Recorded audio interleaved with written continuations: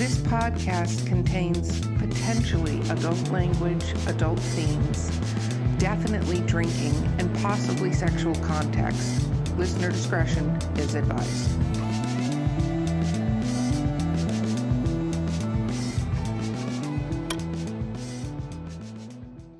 Welcome to Drinking with Authors, the podcast. I'm your host, Erica Lance. Our sponsor today is Skunk Brothers Spirits, coupon code DWA10. Please check them out. They're amazing.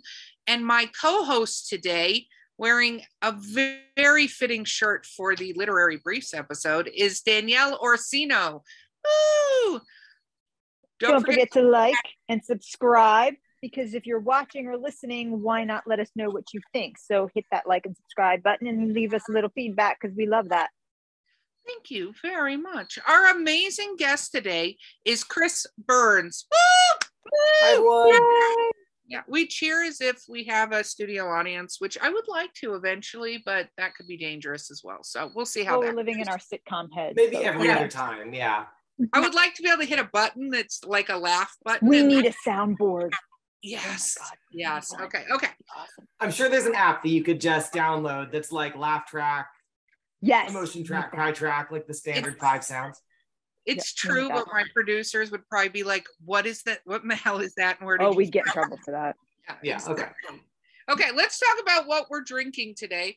So I am drinking, I drank this the other day. It turned out very well. That's sarcasm, but, it is actually orange juice with elderberry and vodka. I'm still getting over my COVID cough, which comes up and visits every now and then. But this elderberry and orange juice, which I was wondering if it would be a good combination, is actually a really good combination. So what are you drinking, Danielle?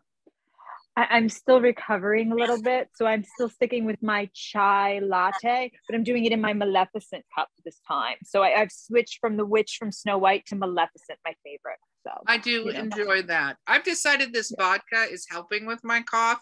This is not health advice. Nobody do that. Okay, Chris, what are you drinking today? No, you're a doctor. That's health advice, and I'm taking it. I am drinking a gin and tonic, and it is Aviation Gin. So one of my favorites, and I'm drinking it out of a Halloween cup because it is spooky season. Very nice. Cool. Wait, isn't Aviation Ryan Reynolds? We just plugged Ryan Reynolds. Yeah. We will call out to Mr. Reynolds. Ryan, like, follow and subscribe this podcast. We all love you. Everyone loves you. Yes, we got to make sure we were like, Ryan Reynolds was a part of this podcast. And he'll be like, what the hell are they talking about? Yeah, I don't think he's going to call, but if he did. When I first heard that he was coming out with the gin, like kind of everything he does that's outside of acting, it's like, is he messing with us? Is that really going to be good? And it's really good. Like, it genuinely is an awesome product. You know what's interesting is The Rock has a tequila, and the guys that were on Vampire Diaries that played Damon and Stefan, whose names escape me right now, but they made a really, really good whiskey. And so I actually think a lot of times when the actors put their names on it, they actually make sure it's good, so that they don't get called out for a crappy product. Like all the actors and stuff that do the liquid death water and stuff, which is one of the best ad campaigns ever, but it's interesting. I think they have to, but I agree on Aviation Gin. It is very good. Chris, what do you write for the people listening out there in the listening audience? I write predominantly science fiction and a little bit of also just normal fiction. And I write a lot in addition to that about circuses and fairs. Circuses and fairs? What? Yeah, why not? Okay, what made you? I have so many questions. Wow, there's so many questions. Yeah, we're just gonna dive into that bag. Yeah, I was like, wow, let's open that can of worms. Before we do, because I feel like that's an epic can. When did you start writing? Where did the genesis of your writing come from? I guess I always was interested in it. I distinctly remember in like elementary school liking that part of class more. And I think I wrote a story in 4th grade about a vampire soccer ball that I wish I still had, because it makes no sense. Also, I never watched soccer, so I must have been inspired by someone around me. I've never really had an answer to that. but I started writing seriously in, high school, just as a, emotional kid of the 90s who needed to be doing something artsy. And then it went from there. I wrote all through college and I've always loved it. Very, very cool. Okay, now I have to ask about the circus fair. So you got to take us on that journey. What made you start writing about circuses and fairs?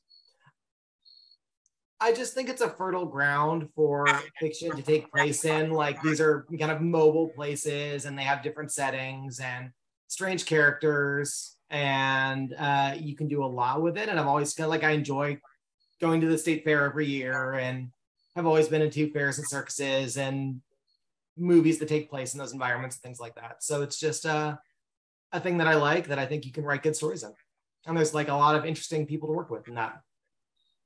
No, that makes it. I wrote for an anthology called Demonic Carnival. So I do understand that. That was a ton of fun. I wrote about the zero gravity ride. Yeah. On the statue. So my story the Gravitron in that ride, but it involves aliens. It was pretty fun. And demons. That's awesome. Obviously. Demonic Carnival. So of course. Which then made it really scary. The next time I saw that ride, I was like, I'm not going. Yeah, have you ridden it since? No, because I was like, well, that not only that, a lot of rides, like the rides that fall, like I love roller coasters. As long as they don't bang your head around, which it's funny. I don't know if we pay attention as much to these things when we're kids, but as long as it like it's a smooth ride. There are several like the roller coasters that have the, harnesses that come down over your shoulder and kind of hold you in place. I'm all about those. Ones where I feel like I keep hitting up and down as I hit things or my head hits, I'm not interested. But I also don't like when free fall free fall rides, because I don't love that feeling of my stomach going up into other parts of my body. Like, that's not a fun sensation. I'm not like, wee, this is fun. I'm like, oh, this does not feel good. And not like, oh my God, I'm scared. This is not a pleasantly fun experience. Try getting your 65-year-old grandmother on that and tricking her into it. My cousins did that. Yeah, they got she was 65 at the time, I believe. They tricked my grandmother into going on free fall at Great Adventure by telling her it was like a sightseeing ride to see the entire park, so you could decide how long the lines were. And when she was standing on it and it drops you and then it like goes by real fast, they told her, no, that's another part. Like, you don't have to go on that part of the ride. And she was like, oh, okay. And then they got her up and I'm like, she could have like died of a heart attack. They thought it was the funniest thing. They rode her up and she was like, this is going really high. And they were just like, yeah, no, grandma, it's cool. Don't worry about it. And they got to the top and it buzzes. And she was like, what's that? And she didn't even get what's that out of her mouth before that thing dropped. Man, she was pissed off. She didn't talk to him for the whole time. And that was the first thing they got her on. That was one mad grandma. I feel like your family has a mean streak. Yeah, yes, they do. That was mom's side. And my dad's side is worse, but no, that's one thing they would never do, because me and mom would have like chased them down with a wooden spoon. But yeah, no bueno. That could have gone in a book. That could have been her coming back and getting them all. But yeah. Yeah, no, that's like a good story in and of itself. I was going to say, and most carnival fair rides are terrifying to me because I've watched them put them together, and the people who are putting them together, which is more scary to me generally than the actual ride itself, is the people who are somehow responsible in determining whether or not this is put together and in a safe thing. So yeah, it's only as good as the person tightening the bolts. And so some of the I love fair food, but okay, let's ask this question, even though we're not in literary briefs, but I have to know. Favorite actual carnival fair ride? Chris, you go first. What is your favorite carnival fair ride? The zipper. Oh, that's the one that like folds on each other, right? Like it goes around in a circle and folds on each other? It does go around in a circle. It's the one where it's like an oblong frame, and then there's buckets that go around it, and they're independently spinning. Almost like a conveyor belt, kind of. Yeah. So it's kind of the worst, most aggressive one, which is why. Okay, Danielle. I like the swings. Oh yeah. I've always liked the swings. Yeah, no, I'm good with neither one of those. I actually really love a Ferris wheel, but again, I go, this was put together because it comes flat, but for people, how safe is this ride? And especially when they put you on it and they're waiting for people to come, so they like put you to the top and you're just sitting there for like 10 minutes. I'm like, okay, just now win. Now I'm afraid. Okay, but I have to ask this question too. Favorite fair food? Oh my God, I have not eaten in a fair. Favorite fair food? Oh, I'm going first again. The cinnamon rolls. What? The cinnamon rolls. I don't know if you're the fair that goes to your area does it, but the California fairs have this like epically famous cinnamon roll, and it's a single bite of it might kill you. It's like you could feel yourself being hurt by it in real time, but it's amazing. Oh wow. Danielle? I don't remember really eating at a fair. I gotta be honest, like I don't, probably because I was always afraid I'd get sick if I went on the rides, but I don't really remember eating at a fair. So I happen to love fried Oreos. They really shouldn't exist, but fried Oreos. So it's it's the batter that they use to make, oh my gosh, what are they called? Corn dogs. No, not corn dogs. It's where they pour the batter in and then you put powdered sugar and sometimes strawberries on the top. Oh, like a zeppoli. Okay, zeppoli or something. Yeah. Funnel cakes. They use the batter that they used to make funnel cakes. They dip the Oreos in them and then fry them. No, yeah, I've never. Oh, Danielle, when next we meet, we will solve this problem. So you could do it at home. You could. Those are the best of the fried dessert foods that come out at fairs, like the fried Snickers or whatever. Like fried Oreos are fried Snickers. Wait a minute. They fry every candy bar you can imagine. They fry. Yeah, they fry them. Fried Oreos the winner. Danielle, we got to do a fair. I don't know how you don't have this experience because no, never. It's not even you'll throw up. It's that you'll have a cardiac arrest probably. Or Chris just blew my mind with a fried Snicker. I've never heard of this. A fried Snicker. I've never. There is a. Chris, you just blew me away. Try both at the same time and see what happens. Like, just give it. I don't know. Round. My head might explode. I don't. So in Florida, I moved up to North Carolina over a year ago now, but in Florida, when COVID happened, there was a couple people that got I think it's a really good idea. They opened up fair food as drive-throughs in a couple of parking lots, and they're still there.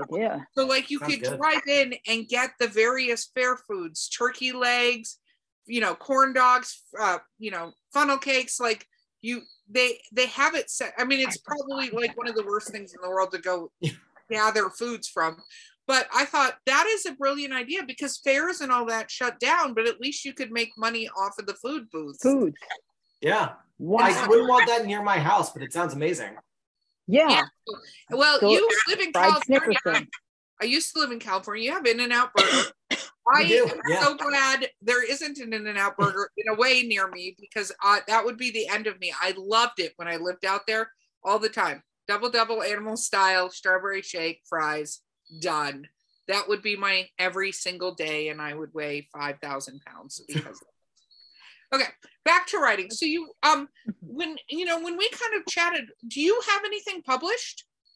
I have a lot of short stories published. I focus more on short stories, so I have that. I don't have a novel published. I'm working on one that is very much in the final round of editing, and if I, could take a month off work, I could probably finish it, but what are you going to do? So I have one that's there and it's ready. I'm really excited about it. But as far as current publishing, all just stories.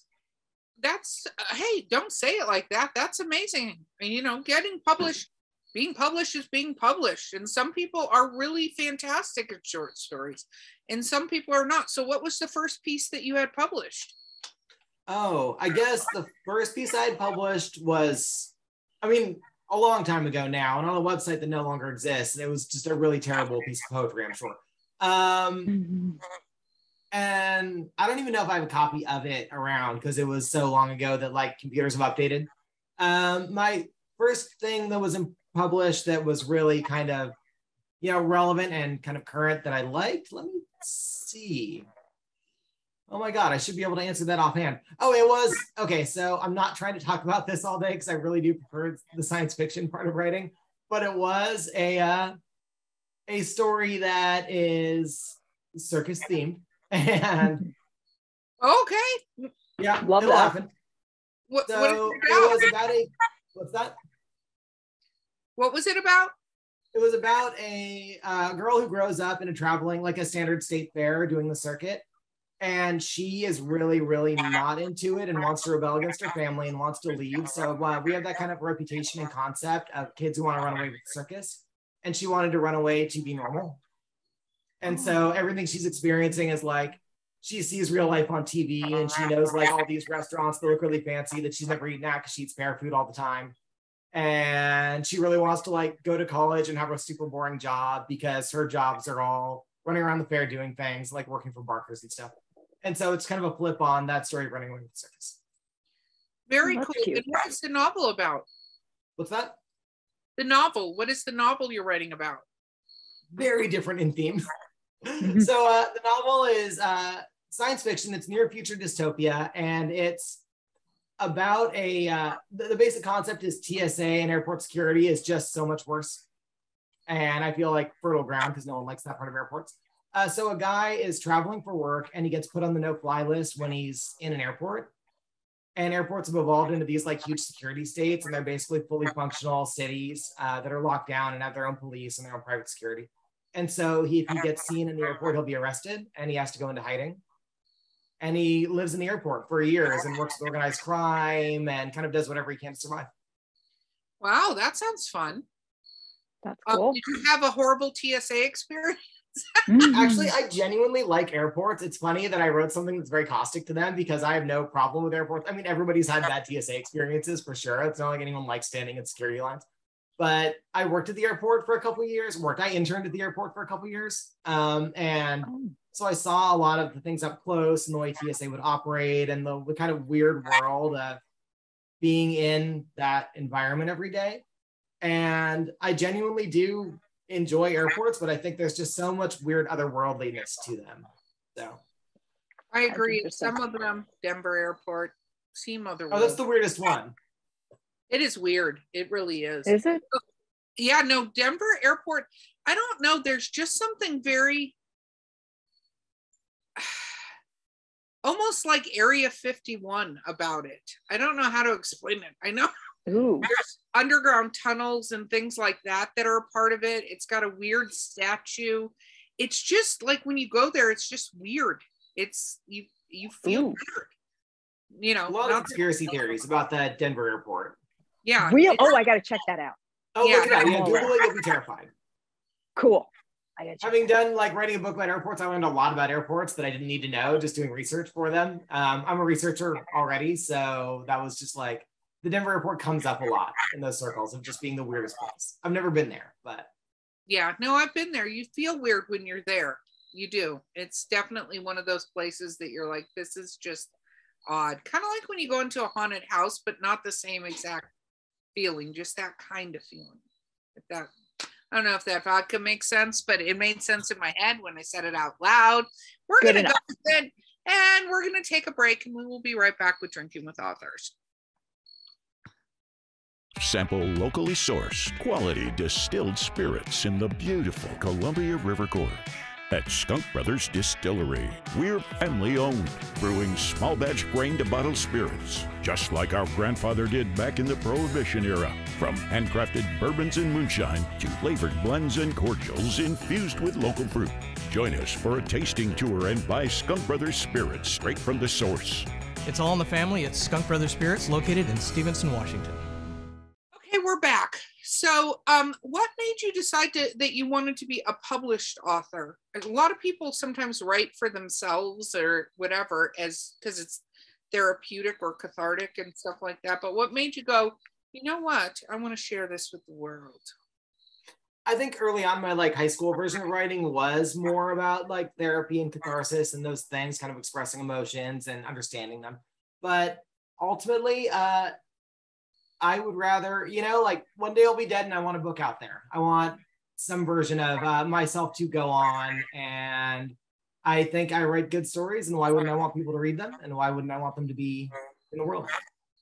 So I was writing and doing other things and, having, my job and all that. And I was like, this is great, but also I think I want to do more writing and take it more seriously and get it out there. How are you planning on publishing your book? Do you have a publisher? I do not. Are you going to self-publish? Are you going to try to shop it around? What is your present plan, master plan? My present plan is to shop it around. That is, I plan on going basically the traditional route and seeing what happens. Very, very cool. For the short stories, have you been in any published anthologies and stuff with them? I put a few out there. I've been in, let me see, not a published anthology yet. I've got like the honorable mention for the, like small group for a couple of them. Like I've been close, but I haven't quite made it. So I did get an honorable mention in the All Around Hubbard Writers of the Future contest. I know you've had them on your show before. And I feel like that's the closest I've gotten to, like one day I want to get in that. That's my anthology goal. That's very cool. Obviously writing in high school and stuff, have you found a writing tribe yet? Like a group of other writers that you interact with and stuff? I want to say hang out with, but since COVID, we don't hang anymore. We don't hang out.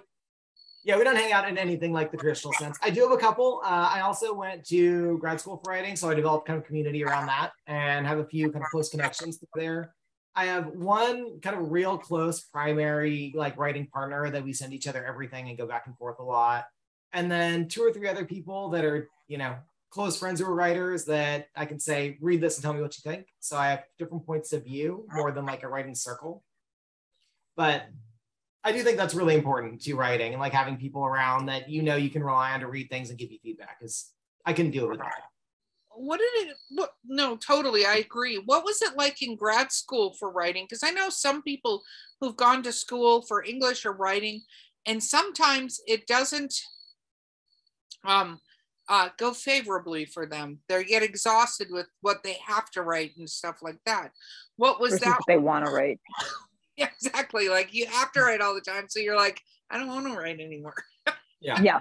There were definitely people in my program that had that happen, or a lot of a more common thing that I saw or that friends talked about was like the idea that they were writing and then they'd put this out and 30 people in a class or 12 or whatever the class number was, normally closer to like 10 to 15, would give feedback and they didn't have time to read it or think about it. It was like, I'll put that on a shelf for when I graduate. So they weren't progressing in the sense of like being able to incorporate that information.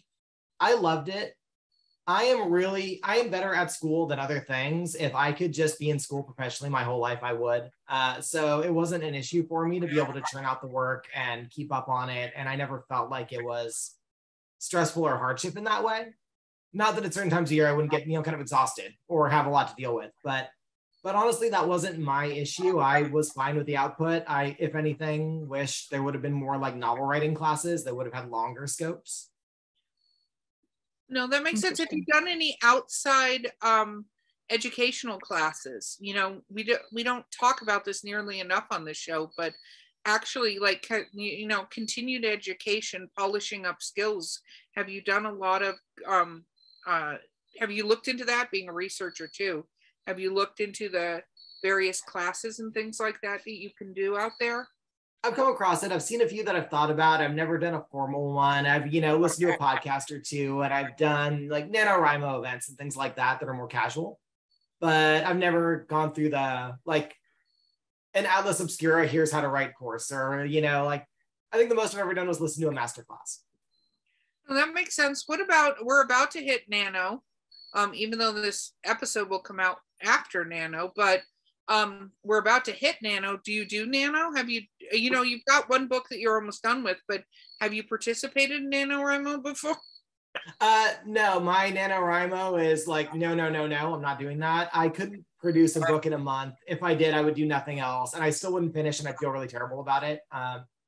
I don't mind going to like NaNoWriMo events. I put them on at my work. So I've been, close to the writers doing it and been encouraging of it. I think it's a good program, but it's not for me on the level that they take it seriously. Understood. How long have you been writing this current book? I started it when I was in grad school. So I guess, well, now, oh God, because COVID really threw a wrench into everything. So I would have started it in like 2017. But there were long periods where I just put it on a shelf and walked away and didn't do much with it. When you're at a clip and you're writing, how many words per minute can you do? Words per minute. Oh my gosh. Words. I don't have any idea. That's an awesome question. I like to look. Danielle just got on her face. Like, is she? Does she know what she's saying? No, it's fine. Supposed to do. So all I was thinking was, I don't think I could answer that question. Wow, that's impressive. 700,000. That's an answer. I don't know if it's not accurate, but that's how many words a minute. Wow. That would be quite impressive. You'd have many more novels done if that was. That's true. Yeah, that'd be a very long. It'd be a War and Peace. When I'm at a good clip, when I'm really kind of focused and in the zone and doing it, I could easily do 10 to 20 pages in an hour. Oh, wow. That's pretty good, actually. There would be an awful lot of editing after that. Probably half of those pages will get deleted in the next hour. Okay. Do you listen to music when you're writing? No. No? I find it distracting. Okay. Do you ever write in public, like take your laptop, write at a coffee shop? I can. I have sometimes. I don't typically because I don't have to. But if I was, if I was really like unemployed and had all the time in the world, I probably would do it more. I think it's kind of fun to be out there, and then you can set a goal like I'm not leaving this coffee shop until I get this much done. So it can come in handy there. I used to a lot more, I think. I used to spend a lot more time in coffee shops and I got writing done there. But now I mostly just do it at home.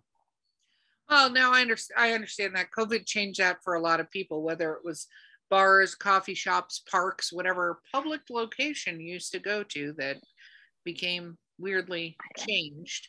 What was my next? Oh, so you do a lot of research. What is that like? So you did a lot of research for airports and stuff like that? Mm-hmm. Well, I'm a research librarian professionally. So research is like already in my wheelhouse and real easy, anything I do every day for me, just regardless of any topic. So I was doing this, and every time I came up with a question, it was like, okay, this airport's supposed to be really, really big because it's basically in the future and evolved into a whole city. So like, what's the average population of a small city, and what's the average size of a big airport? And like, where do those two numbers meet? Like, how big can I make it? Or how many terminals would it have? Okay, like how many terminals do really big airports have now? And what would be bigger than that? And so a lot of my research is like, as I'm writing something, I want an answer to a question. And why would anyone know that? I found as much, the main character is a barista. And so a lot of like barista knowledge or information came up, and I just had to go look it up and find articles about it. So I actually have a bibliography for this book. If anybody ever wanted to publish that alongside it, like I basically have a works cited of airport news and coffee news. Oh, that's cool. All just when I encounter a question, how it takes place in Lantau Island, which is where the Hong Kong airport is. And like, how big is that island? How tall are the mountains? What's the atmosphere there? Is it rainy or is it cold? I wanted to write a realistic environment, and so research. How did you pick that location? Have you been there before? I'm not. It looks cool. Good enough. Yeah. Good enough. Well, nailed it. Like the way it goes. Yep. Well, that's very cool.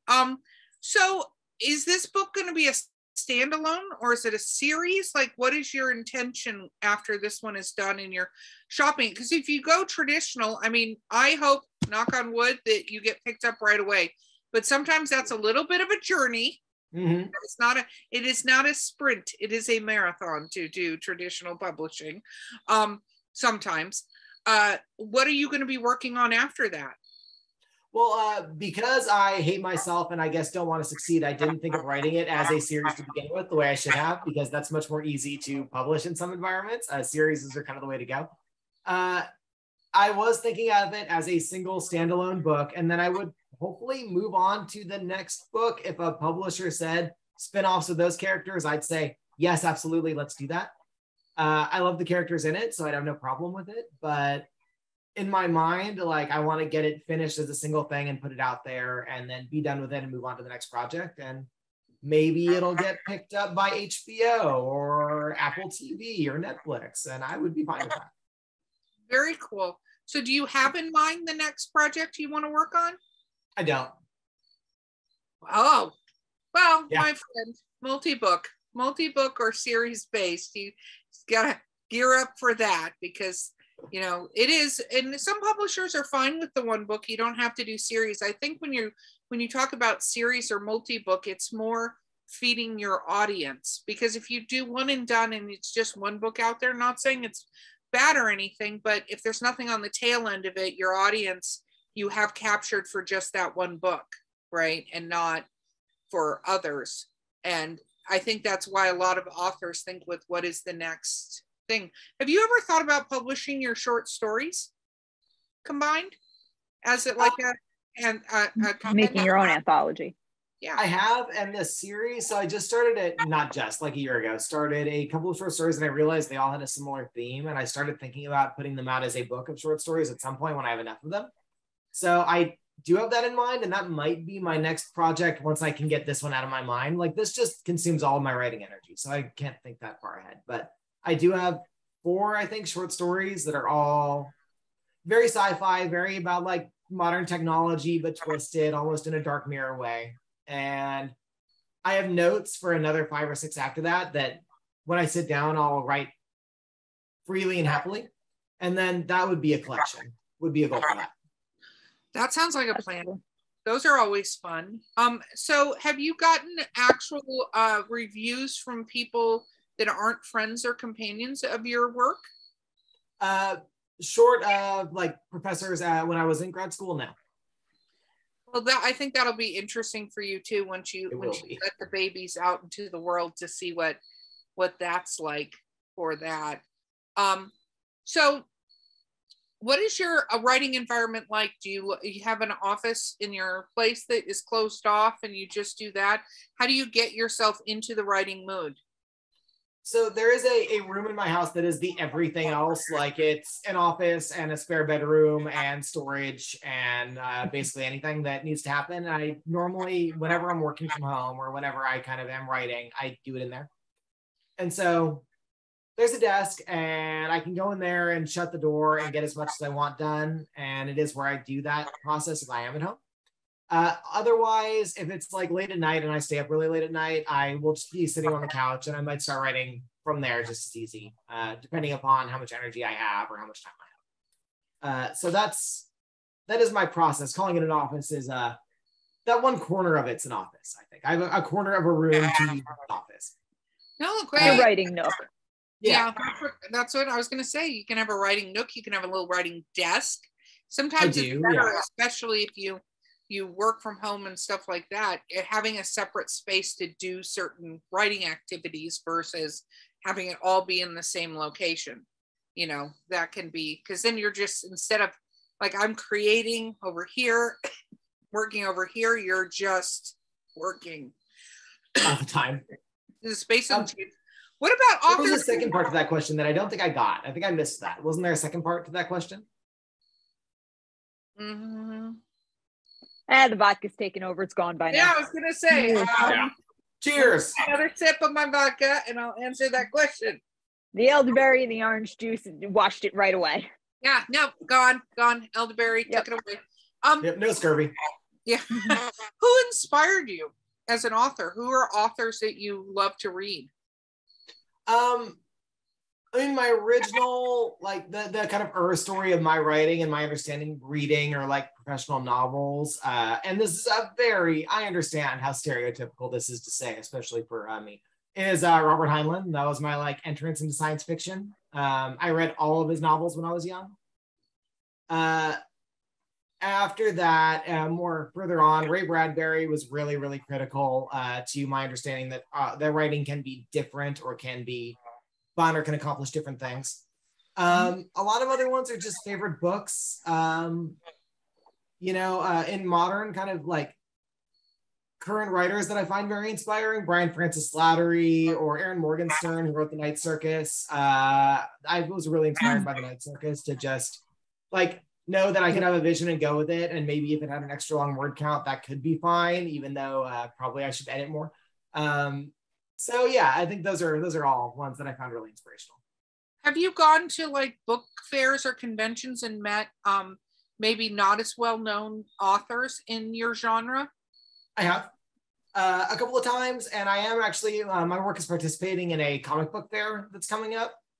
So I'm hoping to meet some people at that just for fun.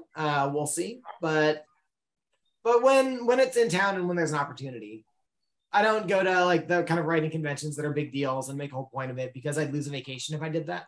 So it's a give and take. But when they're around, I'll go. I more meant like nerd conventions and things like that, where you find sci-fi writers and maybe they're not as well known. They might be local or whatever, but you can go meet them, find sort of work that you may not be presented with because they're not necessarily in a Barnes and Noble or something like that. Yeah, I don't as much as I think I'd like to. And there's the big kind of San Francisco does our writing like a month, which is actually just started, I think, this week. And I missed the first opening event. But there is kind of a month-long writing sort of, not a convention in that it's in a convention hall, but they do things in like bars and coffee shops and stuff all over. And I usually go to a lot of events for that and just meet whoever's there. And so there is a sci-fi one coming up that's called Welcome to the Mothership, I think is like one of the events. And it's in a bar in the Mission. And they're going to do a reading and then they'll just kind of hang out. And I like that a lot. So there's several events like that I go to a year just because they do come up as part of this event. No, I think those kind of things are awesome. What about, have you read your stuff besides for school things? Have you gone to any open mics and read your work out loud? I have, yeah. I've gone to open mics and I've been invited to a few readings that I've done. When a story got published or whatever, I've been to readings for that. And it's strange to kind of go to a reading and to do it as like, I've been a teacher, so I am used to being in front of a room and kind of navigating that energy, and I don't have stage fright or any of those things, but then it's like, stand at this podium and read this thing. And like, okay, cool, I can do that. But I'm kind of more just like reading and almost like, there's times when I'm almost disassociated while I was at the podium. It's like, no, like I need to remember that like, this is an interactive experience. And so when I really get in that zone, it's great and I love it. And I would do, if anyone ever asked me to do a reading, I'll probably do the reading. Because why not? Like, let's get out there and share that. And there is community for that. And I like that. When you did that, I know for a lot of writers, when they do that, and it depends on whether or not you read it out loud before you go in front of people and read it. But I think authors can find different pieces to their work when they're actually hearing it out loud, even if you're the one reading it, where you're like, wow, this sentence does not make as much sense as it did. Doesn't work at all. I actually think a really fascinating thing is that let's say I've read a single piece of work through like writing it and editing it 100 times.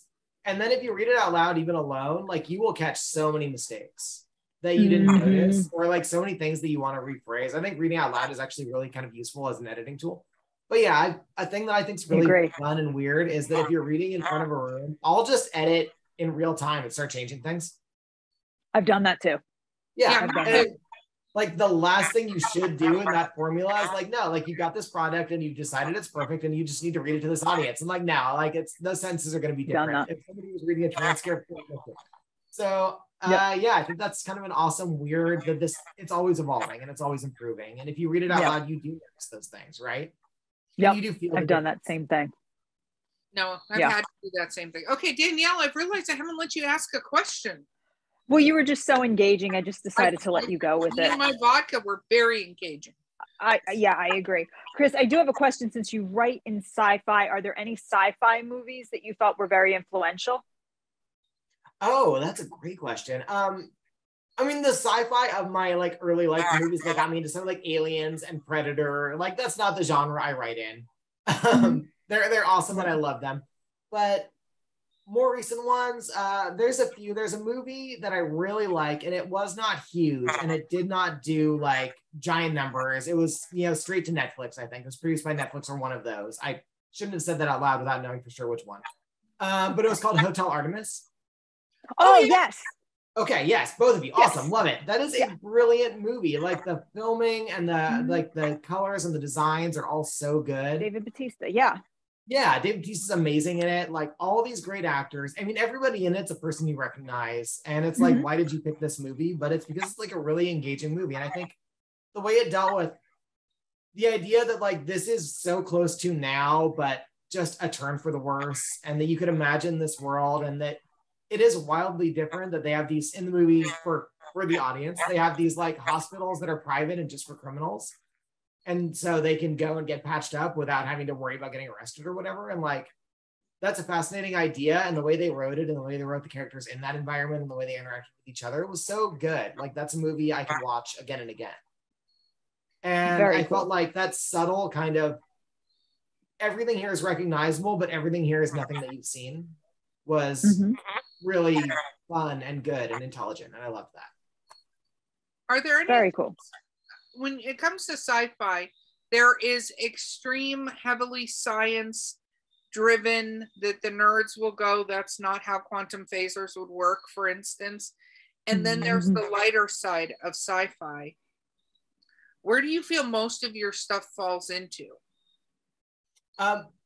This was one of my big grad school issues, because most of my class weren't doing science fiction and they weren't so familiar with the tropes or not. And a lot of it was very literature based and very like that kind of like fiction that is serious, kind of dramatic, emotional fiction. And so there were a lot of questions like that of like, how does this work? I don't understand this, or you need to explain this. And I was like, no, they have warp speed. I don't need to explain that. Like that will not make the story better.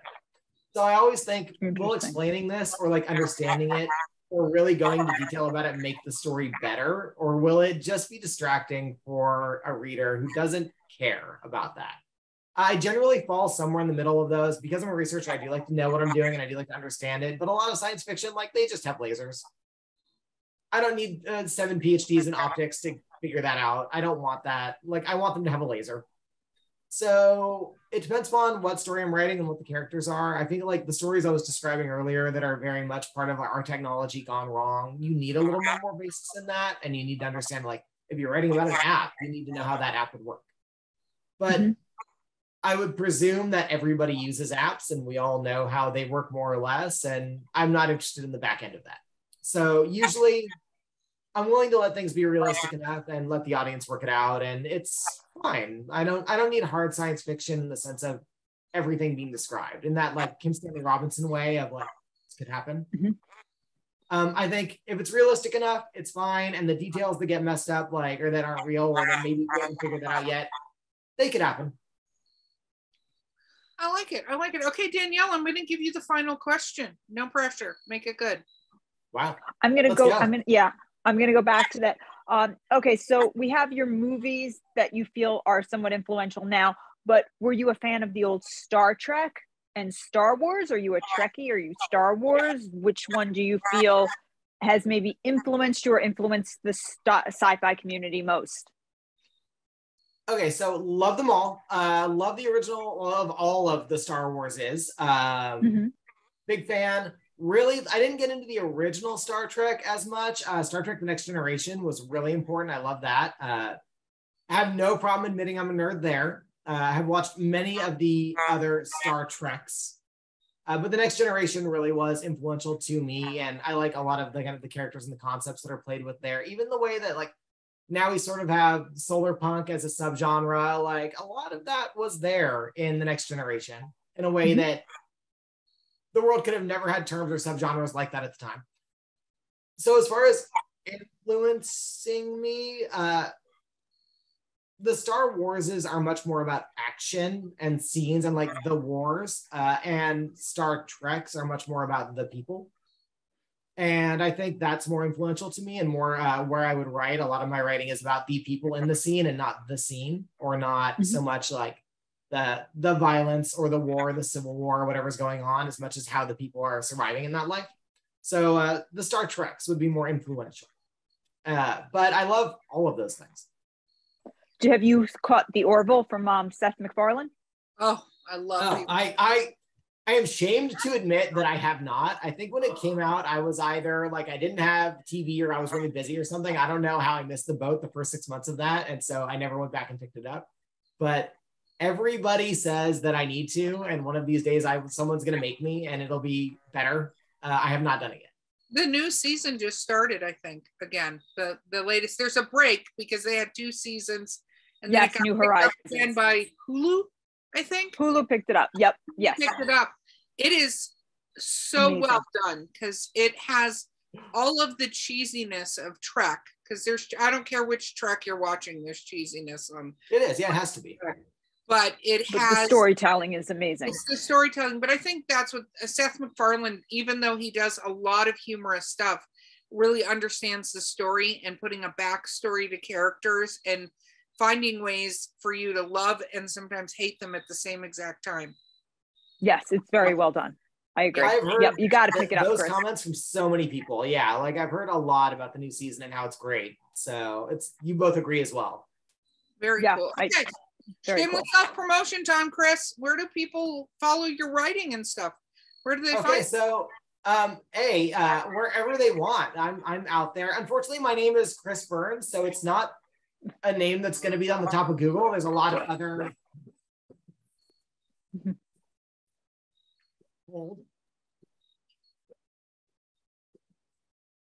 My doorbell just rang in that moment in a bit of bad timing. There was what? You went dark there for a second. Yeah, my doorbell just rang and my dog went berserk and someone's probably trying to deliver a package. So that was the worst possible timing for that. That's okay. That's when it happens. Okay, so how do people find you?